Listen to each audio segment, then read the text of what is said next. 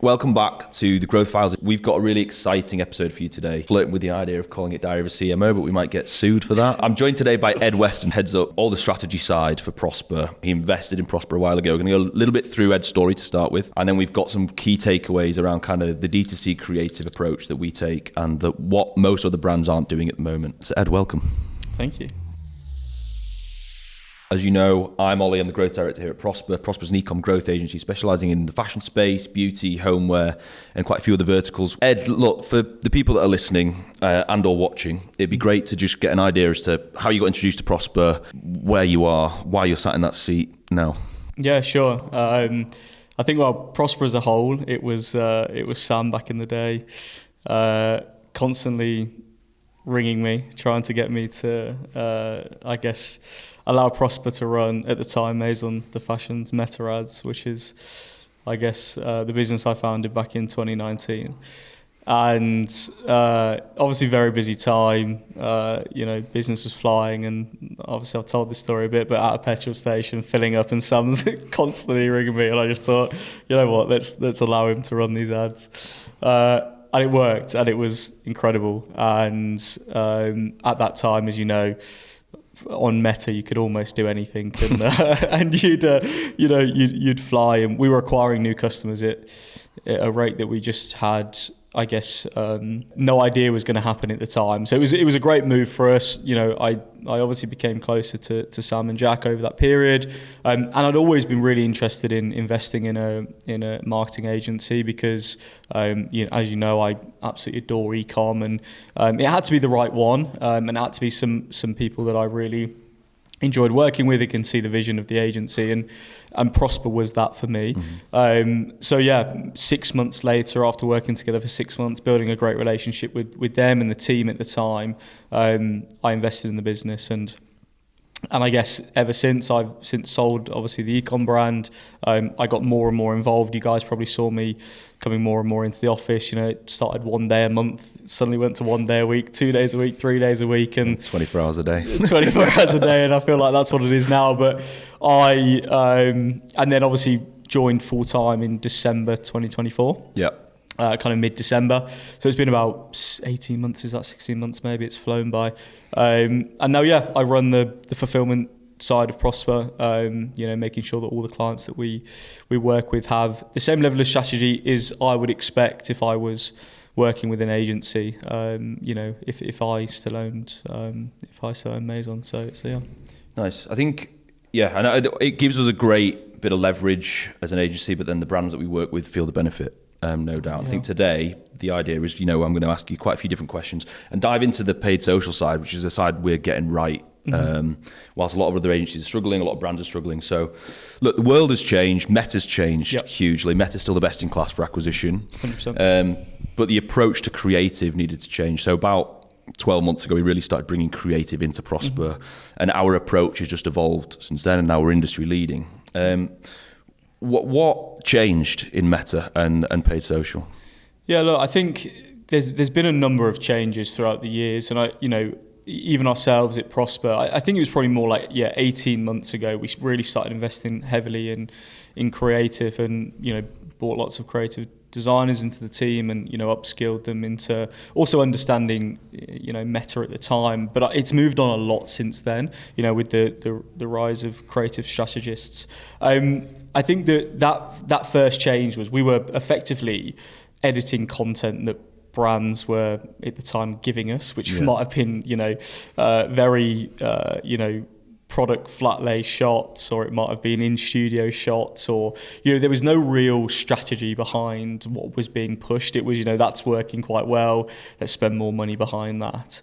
And it kind of in the beginning of 2025 there was a real shift in Meta, and we saw it where everything was about creative velocity, and it was about velocity not only of different assets, but a lot of the same asset just made multiple times with multiple different headlines or slight changes, and that really from maybe January 2025 up until June, July was working really well. And so as you know, we invested heavily in designers, and brought on more and more and more designers into the team to fulfill the level of creative that we were producing during that time. This was kind of pre even AI being a massive thing in the industry. There are more designers in the team than there are anybody else, right? Well, exactly, yeah. So, and that was, it was a big investment for us at the time, and, and video editors and video production and stuff. And we were producing, I probably want to say hundreds of thousands of assets over that 6 month period. It was crazy. And then Andromeda launched, and at first I think nobody could have understood what really the impact was going to have, for us as an agency and for the brands we worked with. But stuff that was working before just suddenly stopped working, and I think that's when you start to look at, okay, how actually has Andromeda affected the way that we are, making creative, targeting creative, and briefing creative as well. And in reality, I think June, July, August, September, we started to see a difference, but it wasn't because maybe Q4 had come into play. Brands were still doing really well. Things were up on last year for a lot of our brands, which is incredible. I don't think we felt the full force of it until, we've spoke about this quite a lot. I think until probably January was when we were like, Andromeda is here now, and we know what that means. And motion has been the biggest play in that for us, where it's the closest brain we have to what Andromeda's doing. And effectively, the way that we've now changed, obviously, as you know, is going after persona-led creative through Andromeda. So, yeah, that's probably been the biggest shift. And now the one thing I will say is it's less about creative volume, although volume is still really important for brands that are spending, the brands that we work with that are spending hundreds of thousands a month on Meta. You have to have volume, otherwise it's not. Yeah, that's a standard. It's not going to work. It is standard, but now it's about creative iteration, not about changing subtle things without a creative and feeding it into Meta, because Meta will just, put it all into one piece of creative and target no one with it, or it will penalise you and say, this creative is very similar to everything else you have in your account, and we're going to, see it as one piece of creative effectively. So, yeah, as you know, I could speak about that all day, but it's interesting as well, because there was that lag between, and across Ecom, not just for the brands that we've been aware of or auditing, but the lag between the creative strategy and then the numbers coming through that you said you kind of really felt in January. We do so much work on the profitability side of things, understanding the metrics as to right down to SKU level. Yeah. How have we kind of bridged for example, when you talk about personas, how do you kind of benchmark all these profitability metrics within different creatives and personas there? Yeah, I think it's, so obviously, as you know, we use Store Hero, which is our overarching, halo goal, I guess, for most brands. And, we are heavy on the profitable growth for the brands we work with. Now, I have this battle a lot, and it's a really interesting question. And I think it's, first of all, we've got to understand, where Meta plays a part, or where the marketing plays a part in then overall profitability. There's so many levers we can pull within platform from a profit standpoint, but in reality, there's also so many things on the brand side from a COGS perspective that we can pull levers of from the profitability side. Now, one thing I do think is really important is Store Hero has a product level, a couple of product level options and actually recently released, which I've been really enjoying, working with and looking at. And I think that for a lot of brands we work with, there's Halo kind of, or hero products, I guess you'd call them, that are the ones that drive most first-time customer purchase volume. And there's two things to think about there. It's some of those have less margin because they've been positioned in that way from a pricing perspective. And we're happy to accept that based off of the LTV to CAC ratio in the long run. And that is obviously, different for every single brand we work with, and it's something we need to work out, and a question that we can answer with the brand, that we're onboarding or that we're running at the moment. And then the second piece is when people do purchase certain products, especially, from a first-time customer, what is the repeat rate of that product in them buying something else?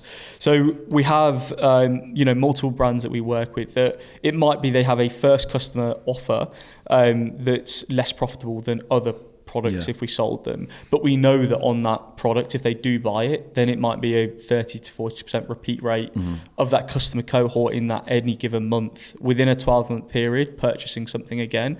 And the second product is most likely going to be more profitable because they might be in our CRM list. We're not having to acquire them again. We might, have to spend a small amount on them on Meta, but very unlikely. So it's really working out what that piece is, I think is really important. It might be that there's, because I have this conversation a lot where we'll see a certain product that's getting an incredible repeat rate. It might be costing us slightly more to sell that product on PPC or Meta.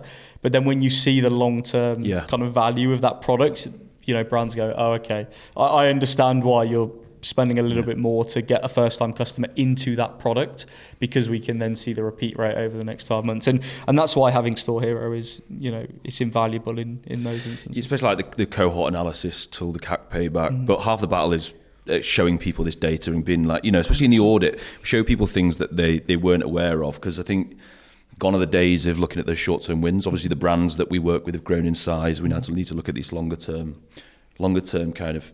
Well, it's all about longer term, and I think in reality they've probably not got a better NCAC than their competitors that are growing faster than them. It's just that they understand the level of NCAC they can actually go to still be profitable, or to be profitable on a second, third, fourth, fifth order. I speak to so many brands all the time where they're happy to lose money on that first purchase because they understand that LTV CAC ratio, and it allows them to scale quicker. And brands are sat there going, why am I not scaling? Well, you've been stuck on this £14 NCAC target for the last 3-4 years that just isn't going to cut it anymore.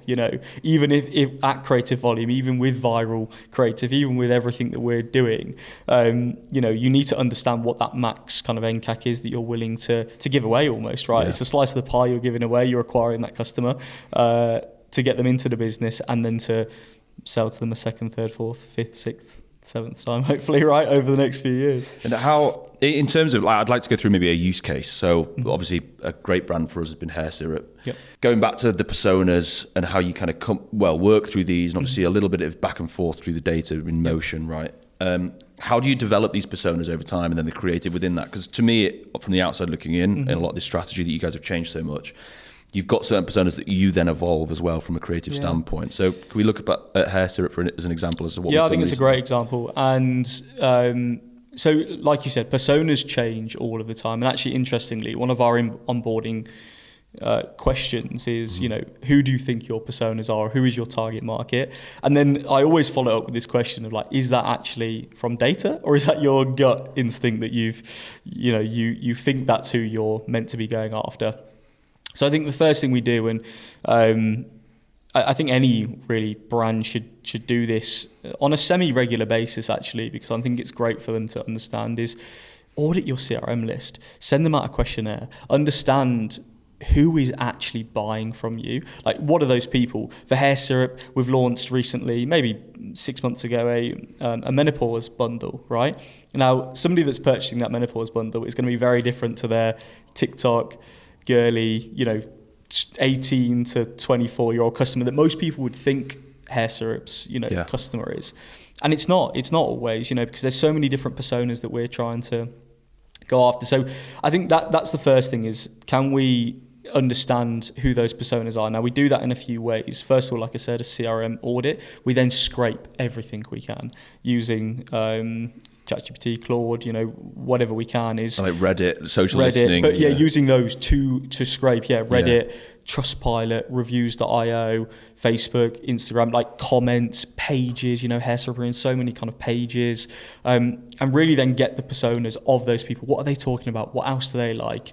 Where else are they shopping? And when we send out our CRM audit or questionnaire, I guess we call it, to the database, and we offer it, some form of incentive to, I guess, allow them to. Whereas, Hair Syrup's got such a great community that they want to answer those questions anyway for Lucy, which is lovely to see. But once we get those results back, that's when the real work starts, in terms of then linking those back to persona, linking those back to then the creative we're making within I guess the new Andromeda update, right? And so that really is the next stage that people need to learn. But as a first point of call, that's really how you're going to be able to find those personas is through the data. And it's interesting you touched on the menopause persona and how we've kind of developed that. There must be some other examples where we're finding and maybe almost creating personas for brands that they didn't even know were there. I know you kind of touched on the Charlie brand before, women's wear, that's like kind of in between that luxury and kind of everyday. But I remember when you showed me some creatives recently, there's like the holiday persona that you kind of created. That didn't feel like they'd looked at that angle beforehand. What's our approach in terms of uncovering new personas, opening up new audiences, expanding that customer base? What do we do there? Yeah, absolutely. And I think so Charlie is I guess it's a women's wear brand, fairly luxury. And when we looked at motion since the Andromeda launch, it was clear that they were going after fashion enthusiasts. They were going after very workwear heavy, I would say. And it's something that we've, lent into, because that kind of like the persona actually is interesting, like that I can wear it at 9 a.m. in the morning, I can wear it at 9 p.m. at night. We've really lent into that. Woman on the tube going for drinks after work. And we've really played on that for a while. And then obviously we're coming up to summer, what else do we need to lean into? And actually there can be multiple ways that we enhance personas or we find personas. And one of them was just genuinely, we noticed through motion that some of the creative that we had produced had started to target that persona, interesting. Yeah, that kind of, holiday enthusiast or whatever you want to label it up as is up to you, or, women that are going on holiday in the summer. And so we doubled down on it. We could see that the spend was low, ROAS was high on that certain that certain persona. So let's double down on it. Let's make creative. Let's iterate on it. Let's find out what's working and make it better. And that it doesn't have to be super complicated. Sometimes you might find personas through motion. Sometimes you might find personas through customer surveys. Sometimes it might be what your competitors are doing. There's so many different ways to find those personas. But as long as you know how to target creative to go and find those personas within Meta, then that's half the battle, really. Yeah, I know the way in which your team's worked, particularly in the paid social side, the acquisition team, we've created the DTC Creative Playbook off the back of that. That's got all of our workings in there in terms of creative research, persona building, the 8 pillars of content, which we're going to touch on, and then the creative tag and the tech stack that's necessary. One interesting thing I think is obviously we've done so much work on the persona side, kind of discovering new ones and then honing in on these personas. How and where do the 8 pillars of ecom content, what are they and how do they tie into this? Yeah, so look, 8 pillars is something that I guess I produced, maybe a year and a half ago, right? And it's constantly evolving, and I think the people are able to download that, right? Yeah. It's constantly evolving, and it's constantly changing, because I think at certain points, certain pillars are more important. Yeah. There's certain points where one of the big pillars, obviously for us, is that trust and authority, right? And I think there's times where maybe during certain peak periods or during sale time or whatever it might be, that is a really important pillar to go after. But I think that for the basis of this, if people can have all of those 8 pillars within their Meta account, they are then more likely to allow Meta to go and find those different personas, because they are creatively diverse enough. Yeah. So I think that's the link there that I think people fail to make, is that you've still got to have a diverse set of creative for Meta then to go after those different personas. Otherwise, like we said earlier, what's going to happen is Meta's just going to take your creative, think it's all the same thing, and then go after one subsect of people, or not spend against it, because it's like, hang on a minute, I'm already spending against this one piece of creative.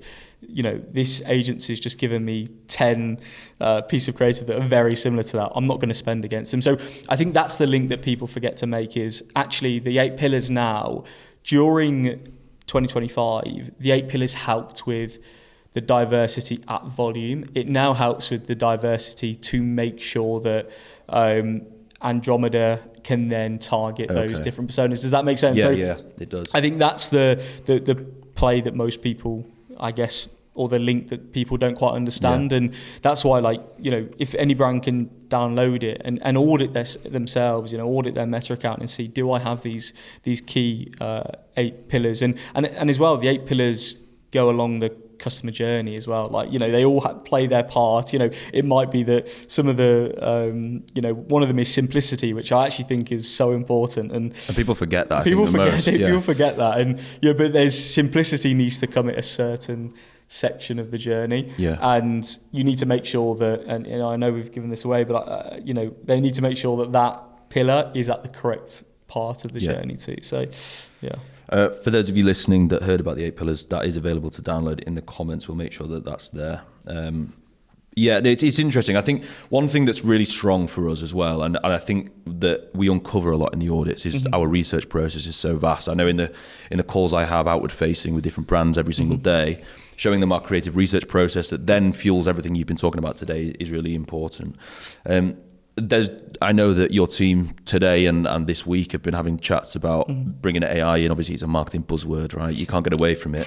What are we doing at the moment in terms of bringing AI? Is it in the design process? Is it in that research process? What can other brands be doing who are listening? Yeah, look, I think it's a mix of both. Like I said, a lot of the creative research we do, we have multiple tools, right, that we use. Whether it's Motion, whether it's Panorama, whether it's Foreplay. There's so many different tools that we use to research. If we just talk about creative, you know, from a creative angle, I think obviously the first thing we're looking at, and we take a step back, is we get all of the data first. So all of the data around, like you said, personas and stuff, and you know, as we said, we're using AI to scrape the web basically to get those personas. And then from a creative standpoint, those 3 key areas that I mentioned are what allows us to do the research behind the creative, because we can see what this certain brand's competitors are doing, what's worked well before, what's trending in the market, you know, what, like you said, the buzzwords, what people are speaking about, what people have seen have worked well on other accounts, and can we pull that into ours.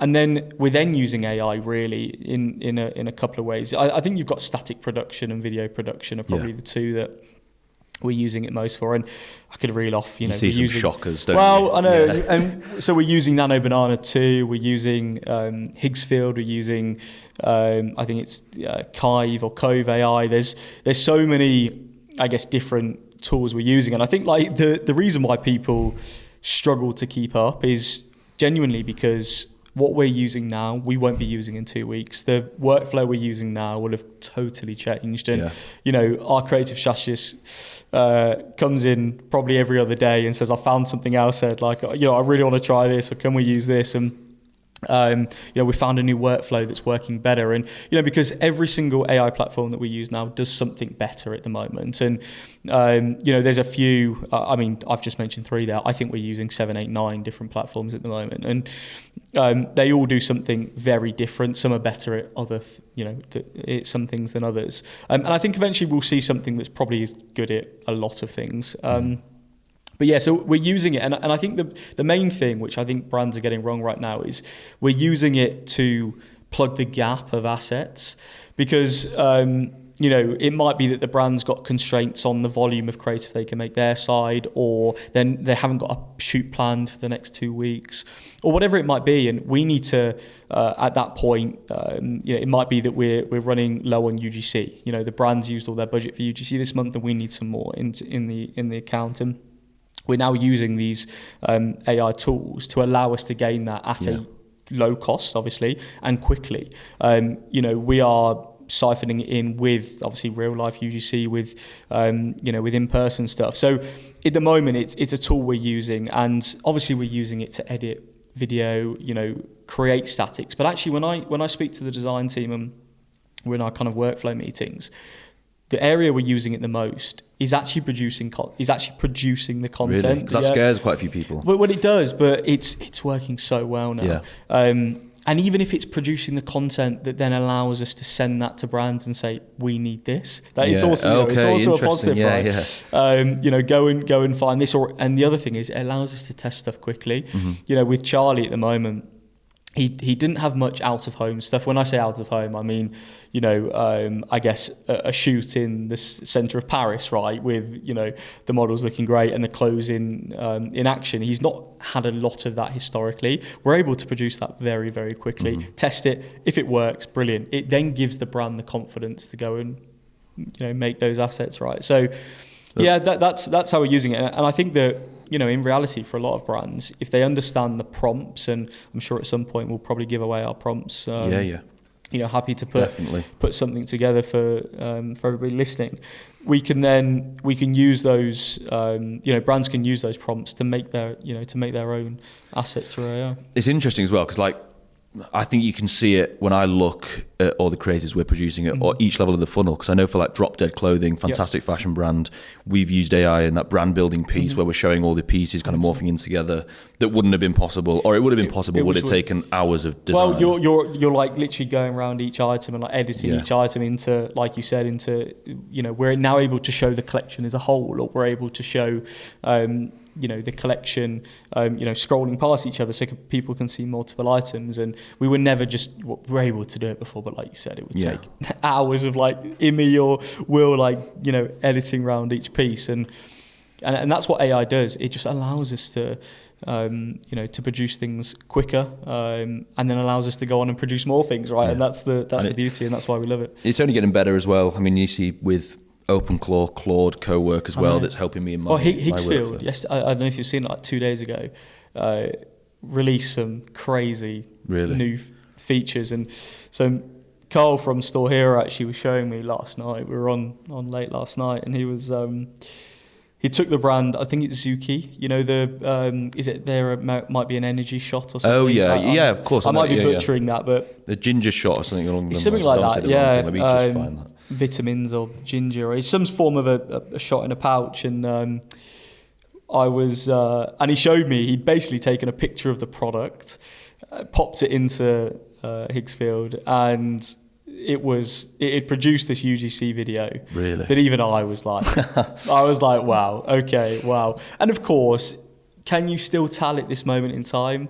Yes, but it's getting very close. It is, and quickly as well. That's very quickly. I mean, look, it's probably been in the last 3 months. It's got better very quickly. So give it another 3 months, and we'll be there. And like we said, we don't know whether that's going to be the future for everything, because I think we've spoken about multiple times. Does human kind of elements come back in? And I think that's why we've it's been funny. I was speaking about this earlier, slightly going off topic here, but actually the imperfection now and imperfection within ads coming back, because people are understanding that everything's not going to be this perfect AI world. And we're seeing, you've probably, I guess, seen us on some of our brands release some recently, but making things imperfect has actually been a big winner for us. It's coming full circle. It is, yeah. Which I think, I guess, like everything really, especially in the fashion space, right? That's coming full circle. Okay, look, zooming out for a bit, I just want to talk about the trends we're seeing right now, and not just the creative, but paid social. We audit, tens of brands every single month, and we're getting founders or Ecom directors coming to us. They're panicking. Performance is tanking. What are you seeing in our accounts that we're changing at the moment? What are you seeing in the audits we're bringing to you?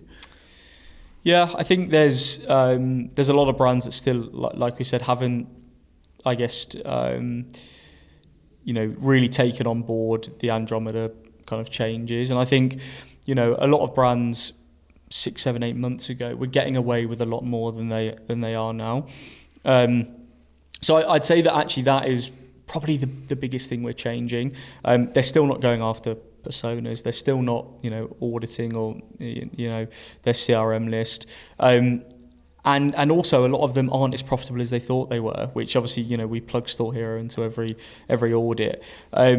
So I think that, there's lots of different plays, and I think that, people forget there's not going to be one quick win or one something that just suddenly changes the trajectory of a brand. It's going to be a multitude of different I guess levers that we can pull, whether those levers are, I'm not seeing great first time customer offers at the moment. I think that's something that a lot of brands are missing. We're not seeing people really dive down in SKU level profitability and then understanding how that's affecting the full business. And that's what the PPC team do so well here, is really, from a feed management perspective, is understanding that. And, we call them heroes and villains internally, and that's, probably for another conversation. But so those are really the key things and making sure that, or the key things we see that aren't going right now, is brands not understanding personas, brands not understanding how creative is going to link to those personas, and then brands not understanding maybe whether it's a first time offer or just the profitability of the business as a whole isn't where it needs to be, or they're still going after ROAS, CPA, MER targets from 2019, 2020 that just are not possible anymore and shouldn't be in actual fact, in reality, with, advertising getting on average 8 to 10% more expensive year on year. Things do have to change, Yeah. So Ed, we've worked across, some fantastic brands, Glenmuir, Sophia Webster, Hair Syrup. We've got some really exciting other brands kind of in the fold, as Sisterly recently as well, we kind of looked at. What's allowed us to have really good success with these brands is everything you touched on today in terms of that creative research, persona building, the 8 pillars. Yep. You've got the team to package this into a resource, the DTC Creative Playbook. What is it? What can brands do with it? Yeah, look, I've actually spent quite a lot of time putting this together, because I think it's important for for brands to see this that are struggling during this time, because we're seeing it often. I think that what we've done is we've basically everything we've spoken about today and everything that we're seeing changing that brands can implement, we've put within this this creative playbook, and I think we've split it out into different areas, whether it's the creative research side, whether it's the persona side, whether it's still obviously 8 pillars, which is important. We've split it out for brands. They can see, I guess, exactly how we're doing it, and then how that would link to kind of to their brand. So obviously what we're saying to brands is, download this and use it, read it, understand how we're doing things. Now, obviously what I will say is we're going to keep updating this, right, as things change and evolve. And like I said to you, what we did 2 weeks ago won't be the same today. So we will keep uploading and updating this playbook as things change internally at the pace that they are. So brands can be confident that it's kind of the latest info that they're seeing. What I think we keep seeing as well is brands get over that £2.5 million hill, right? And that's when their creative needs a system like this. Yeah. So they need to have that research process that we've spoken about that so many brands don't have, that persona side, the 8 pillars. What happens to brands who don't use this type of process? Yeah, look, I think that I always say the 2 or 2.5, we can call it, to £10 million mark is like the hardest area in ecom. I think for me, especially when I was scaling Maison, that 10 to 20 million was actually a lot easier because you've got a lot in play. Now, obviously, things have kind of changed and moved on, but I think that the brands that we're working with actually that aren't, I guess, using this playbook or on plugging into the way that Andromeda is now thinking or sending creative out to audiences, is that new customer acquisition costs are shooting through the roof, right, for these brands. Because we see it all the time. Brands coming to us going, 46, 45, 47% up in NCAC this year. Like, why? And it's because of that. And, Meta will always go after easier audiences or will always go after, and easier audiences might be anything. That might be existing audiences. That might be audiences that, are going after sale items or whatever else. And so that's what we're seeing in reality. When we actually zoom out, it's like, what is Andromeda causing for brands that aren't plugging into it? It's less revenue, obviously through Meta. It's higher NCPAs, and because of those two, less new customers, right? So then brands are relying on repeat, which is fine, and that might work for a period of time when you actually might be fairly profitable. But then when new customers dry up, repeat dries up, they then come to us and go, what is going on here? And that's where we obviously talk about this playbook, and we'll obviously audit the account, understand what areas of the DTC playbook they are kind of already doing or utilising, what they're not, and then what we need to do to get them there, really. Nice. More and more brands are going to have more and more access, obviously with AI, to better content. They should do anyway if they're leaning into it, right? And I guess it's going to close that gap between what a multi-billion brand can produce and what a 4 or 5 man band, that's doing £3-4 million can produce. So there's going to be a lot more competition in the market. Things are going to have to stand out. Brands, I think, are going to try and find more and more ways, or outrageous ways, shall I say, to try and stand out in this market. And I really think that's what's going to move the needle in the summer coming into the summer months, because it's going to be a race to see who can capture the most attention online, right? Because that's what it's about at the end of the day, is capturing your customers' attention. So absolutely. And I think then just maybe your insight on what you think creatives you're seeing that's surprising you at the moment. Obviously, you touched on the imperfect. I know for Hair Syrup, the founder podcast content still working. Anything new? Look, there's always key pieces that are working well for us right now. So I think the podcast style that's working. So I think that street interviews had its time, right? Yeah. I think I scroll now. Yeah, if a brand is still doing street interviews, I actually have seen some that have been done quite well still. And I think Water 2, I think Water 2. I think they do it quite well with Bear Grylls, and it seems very organic, and I actually think it is more organic than... You bought their product. Yeah, I bought their product. I got so trapped. It worked I got for you, bloody trapped into that. But I think they are, when it's with a street interview, if we could just quickly go into that, I think when it's more organic and it's actually a member of the public that is actually for the first time seeing the product, for the first time experiencing it, I think that's fine. It's the staged ones that just aren't working anymore. Podcasts as well, very similar. Probably slightly more in the infancy. Stage is still working to an aspect, but the way that we're writing scripts now for podcasts is to make them seem not stage, right, and to just be fully organic. And it does depend a lot on the creators there. Well, it does, and that's why we have to work with brilliant creators. So I think there's two things. One is writing scripts that seem like they're just having a conversation, and two actually is trying to fit the product in conversation within the normal flow of the podcast. That has been a game changer for us. So it's almost like a real podcast, as you would expect, but then the product gets dropped in midway through in a very organic way, and then the whole group who's on the podcast speaks about it and discovers it almost for the first time. That has been really powerful. So podcast is still important. Split screen video doing really well. Generic kind of UGC. I think there's been quite a lot of stuff we've done with kind of making posting very organic. So like almost like a Twitter headline, or X as you call it, and then the post below it almost seeming like it's being reposted on Twitter has done extremely well. The same with Instagram. So I think those will probably carry on for a period of time too. No, look, I think this has been a great conversation, Ed. Thank you very much for your time. Click around the video, like and subscribe to the Growth Files. But that's everything for now.